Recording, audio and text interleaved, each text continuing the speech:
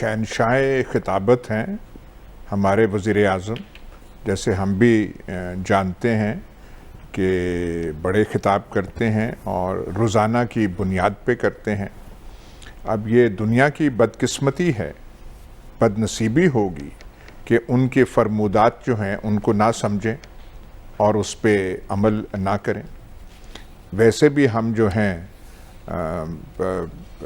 نصیحت کرنے میں بہت ہیں۔ آج ویسے میں ایک بات پہ حیران ہوں کہ آپ نے یہ نہیں کہا کہ عالمی برادری نے ہمیں سراہا ہے، جو ہمارا رول ہے وہ آپ اپنا جملہ آج آپ نے نہیں کہا۔ تو افغانستان کے بارے میں انہوں نے ٹھیک کہا، لیکن کاش وہ جو ہم دنیا کو ہم نصیحت جو کرنے کی کوشش کرتے ہیں، کچھ اپنے مسائل پہ ہم گرفت زیادہ مضبوط حاصل کر لیں تو شاید بہتر ہو، اور شاید دنیا ہماری بات زیادہ غور سے سنے، اور شاید یہ نیوزی لینڈ جیسا واقعہ جو تھا اور انگلستان جیسا وہ جو ٹیم کا نہ آنا وہ ہمارے ساتھ نہ ہو۔ جہاں تک افغانستان کا تعلق ہے، ایک چیز میرے جیسے آدمی کو سمجھ نہیں آتی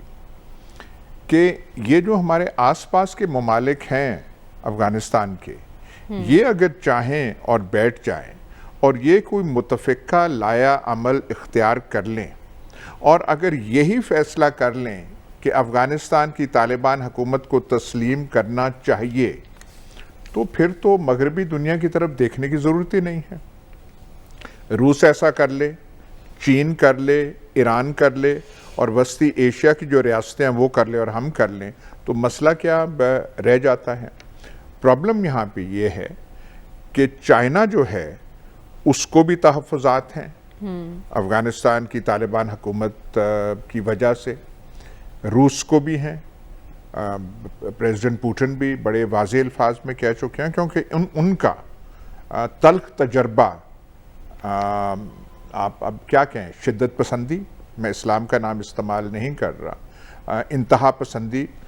روس کو چچنیا میں رہا ہے، وہاں تو بھرپور جنگ رہی ہے، اور پیوٹن جب بڑے نئے آئے تھے اقتدار میں تو ان کو، جب وہ وزیر اعظم تھے، پریزیڈنٹ بھی نہیں تھے، تو ان کو یہاں پہ چچنیا کا سامنا کرنا پڑا تھا۔ چائنا کو اپنا جو ہے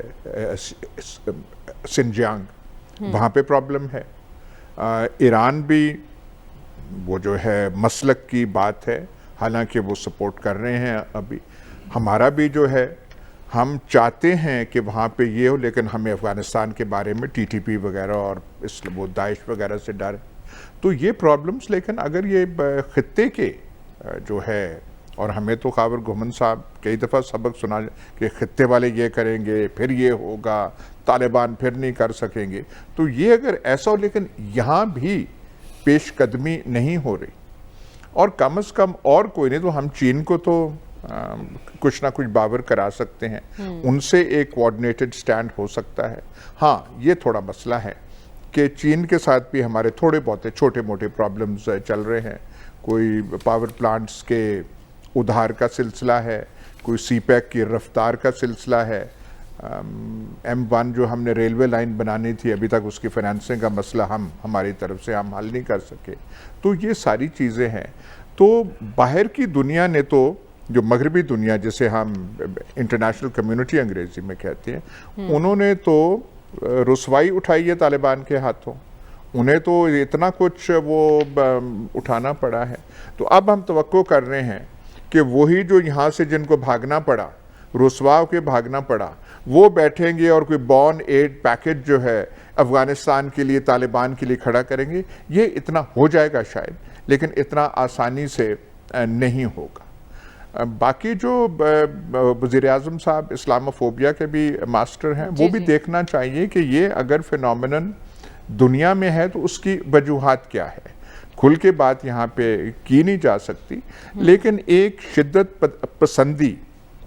انتہا پسندی کا مائنڈ سیٹ جو ہے وہ ہمارے معاشروں میں ہے۔ سلمان غنی صاحب سے پوچھئے، یہ تو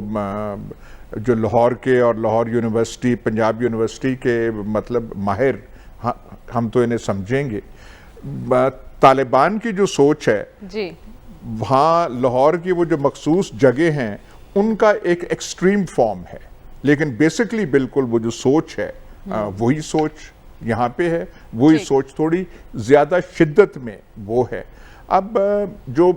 آج کا اسلام ہے وہ ان چیلنجز کو ابھی تک سرماؤنٹ نہیں کر رہا، تو جو بڑے مبلغ ہیں ہمارے وزیر اعظم کچھ اس طرف بھی توجہ کر لیں تو شاید ہم سب کی بہتری اس میں۔ سلمان صاحب سے پوچھ لیں۔ سلمان صاحب، وزیر اعظم کہہ رہے ہیں کہ ایک طرف تو وہ امریکہ کو کہہ رہے ہیں کہ آپ کو ساتھ دینا چاہیے اور عالمی برادری کو افغانستان کو تنہا نہیں چھوڑنا چاہیے، دوسری طرف وہ طالبان سے بھی مخاطب ہیں کہ طالبان امن کے لیے امریکہ کے پارٹنر بن سکتے ہیں، اس سے ان کی کیا مراد ہے؟ دیکھیں بات یہ کہ یہ 4-5 ایشوز ہیں اور ان پہ پرائم منسٹر صاحب کا خطاب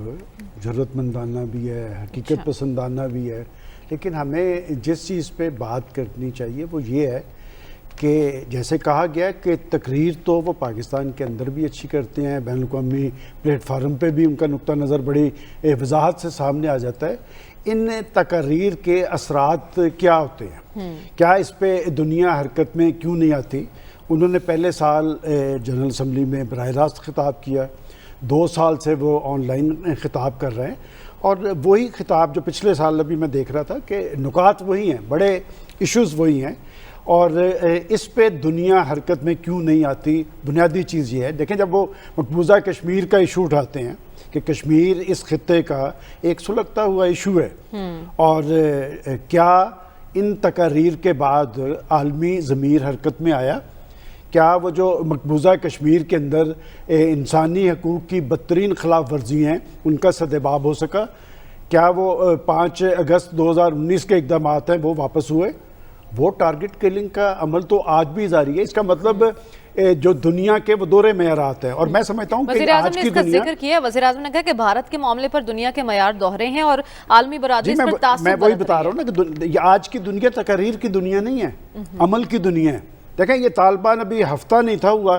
وہاں پر برساقتدار آئے ہیں کابل میں، اور تاجکستان میں پتہ چلا کہ ان کے کچھ طیارے کھڑے ہیں، اور وہ دن ہے جب تاجکستان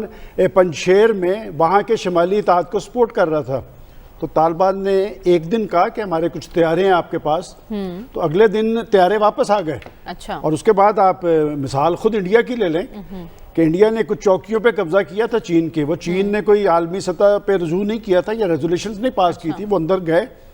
اور انہوں نے جا کے اپنی چوکیاں واپس لے لی اور ساتھ ٹھیک ٹھاک دلائی کی ان کی۔ تو آپ کیا چاہتے ہیں؟ تو میں یہ کہتا ہوں کہ وہ لوگ اس لیے کہ جب آپ کے پاس کوئی پاور ہوتی ہے نا، دیکھیں تقاریر بہت اچھی ہو جاتی ہے، وہ جو کہا گیا پنجاب یونیورسٹی کا، پنجاب یونیورسٹی سے بڑے بڑے اچھے مقرر پیدا ہوئے ہیں، اور پنجاب یونیورسٹی کا پاکستان کی سیاست میں رول ہے، کوئی ہضم کرے یا نہ کرے، لیکن جو آپ کا سوال بڑا ویلڈ ہے جو طالبان کے حوالے سے، وہ بڑی درست بات ہے۔ انہوں نے کہا کہ جی ان کے درمیان پارٹنرشپ ہونی چاہیے،